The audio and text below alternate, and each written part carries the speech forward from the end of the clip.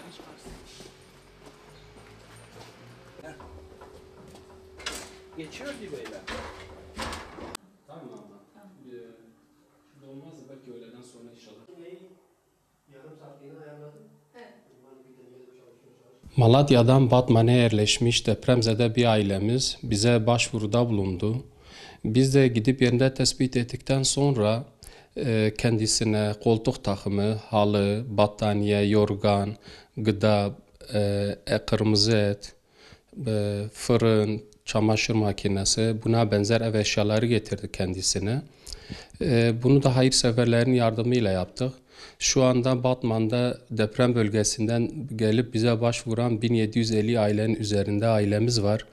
Elhamdülillah bunların hepsine yardımda bulunmaya çalıştık. Hepsi yardımlarımızı da yaptık. Depremzedelerin dışında yetim, muhtaç ve yetim ailelere de yardımlarımız devam ediyor.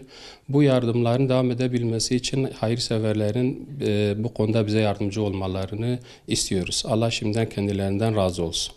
Malatya ve Goş Zelzele aile hatiye Batman'ı başvuru me kiriye me jî çû di cêvê de pişî got me tespîta xwe kir destê va xwêrxasa me jê re hinek eşya dan hev ev eşya me jî koltuğin battaniye û gidan e goştê sor qalê û hinek çamaşır fırın ما تشتي ولو جيرا تمين كرن ما تسليمي ونا كرن إيرو إن شاء الله جروجاغو زلزلة شوية حتى إيرو 1750 حبمال باشوري ما كريا مجي آليكاريا بخير خاصة مجوارا ياردم كر جبهة في ياردمي ما دوام كن أم تخوازنا بخير خاص سورة كليب ما ياردم بمرب كن خط على خيرا وقبولك